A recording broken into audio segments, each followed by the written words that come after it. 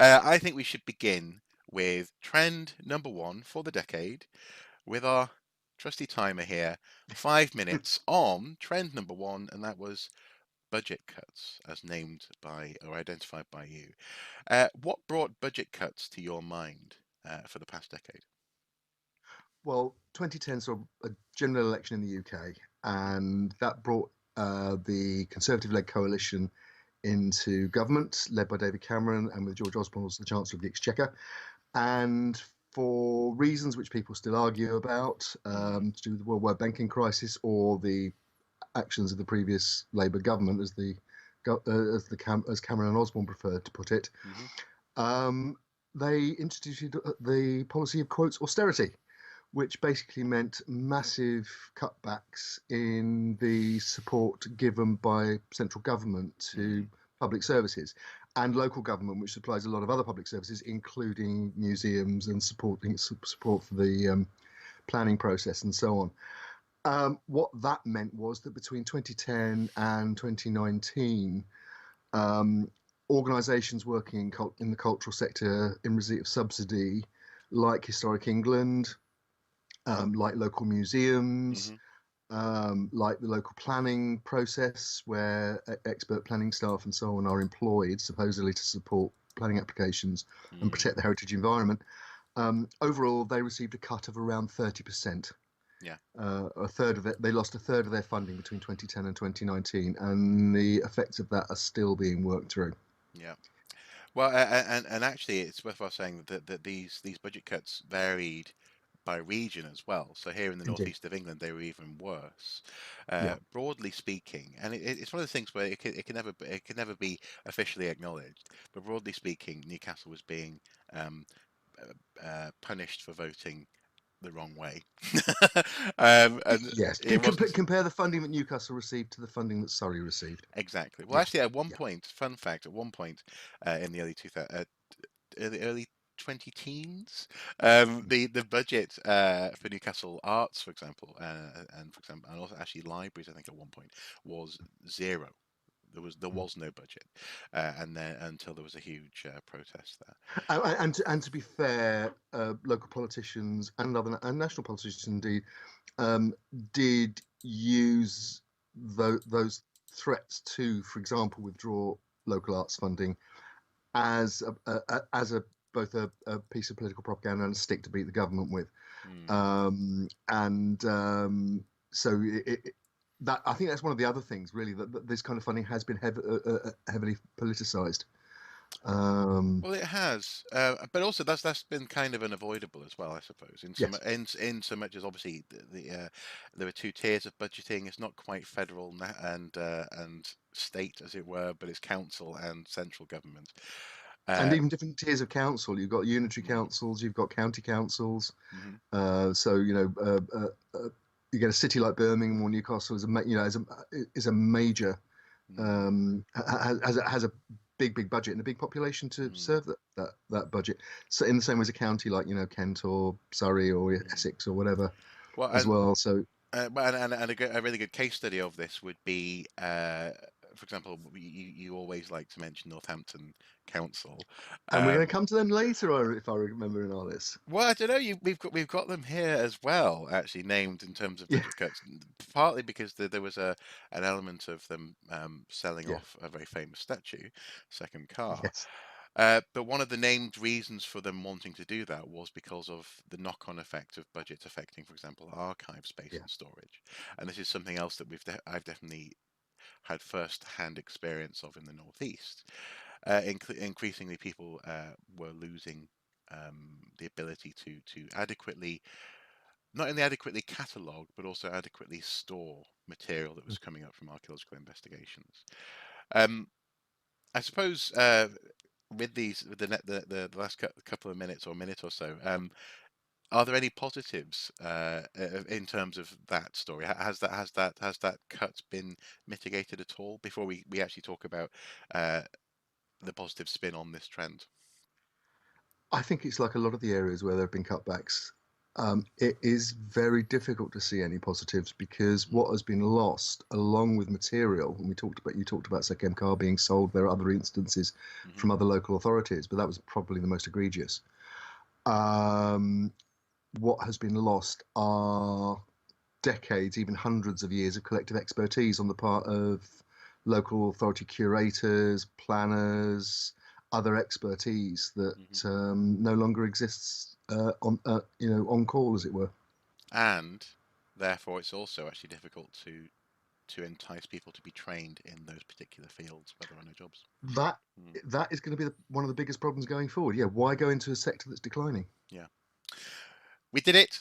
5 minutes budget cuts. Well done. Now the counterpoint to that, and this is kind of where there is a sort of This will be a short section. You won't well, need the whole 5 minutes. I don't know. I don't know. We'll see. But the thing is, this is where sort of the festive fun element is still maintained, so there's a bit of a game going on here in terms of the egg timer. Although, could you possibly just move your camera a little bit to the side there? We're being I just blinded by noticed. the sun. Yeah, I was going to say it suddenly appears to be summer here in southeast You're having London. a visitation of some sort. I mean, yeah, absolutely. This strange yellow object in the sky. How's that? What is that? So It came back again after the shortest day. We lived we lived for another season. yep, yep. A sort of form of post-Brexit paganism.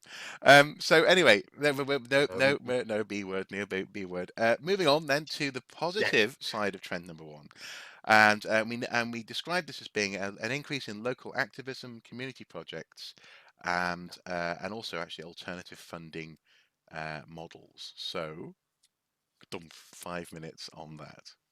Right. Well, obviously, people in that situation where they're about to be thrown into the sea look for a lifeboat, or at least a life belt, if not a lifeboat. Mm, And what the heritage sector has done is look to alternative funding streams, like particularly Heritage Lottery. So a lot of research projects are now billed as community projects, hmm and the most successful of them are extremely good. I mean, I know you've been involved in similar things in up in the northeast with your BMX project.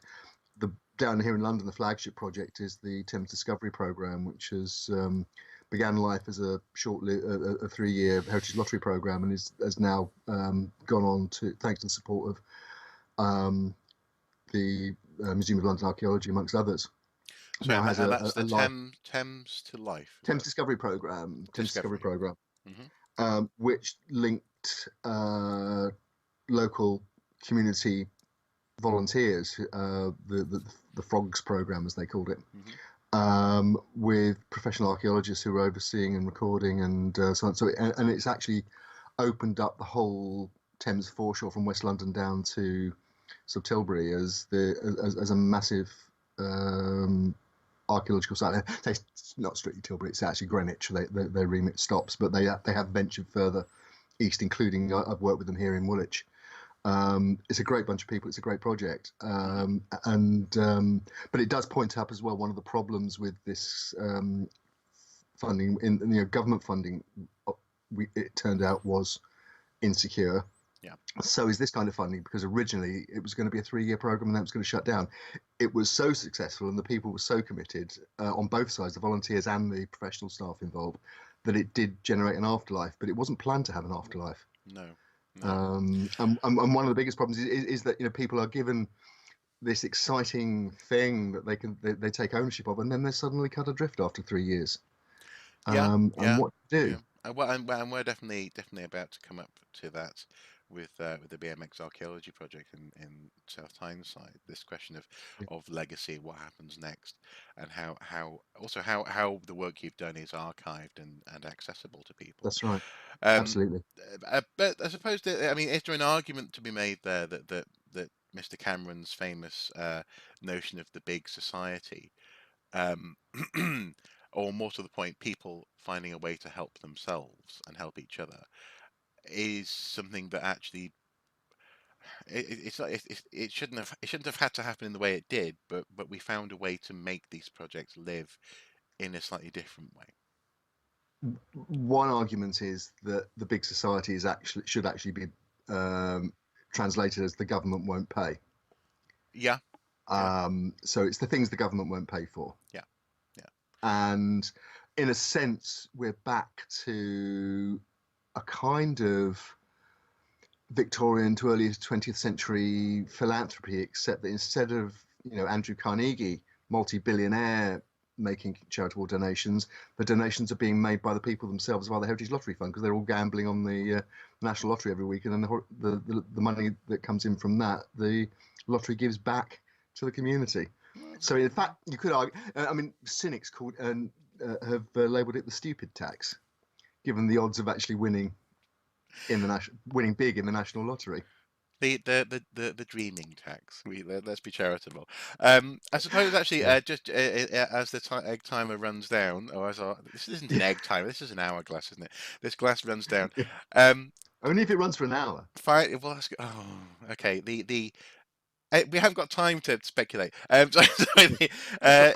final thing that should be mentioned is alternative funding models, including, for example, dig ventures. For some people, that kind of funding, projects that are funded, often by people who dig on the site as well, can be a bit muddy. The understanding behind how they work is uh, for some people controversial. It would be remiss of us not to acknowledge that.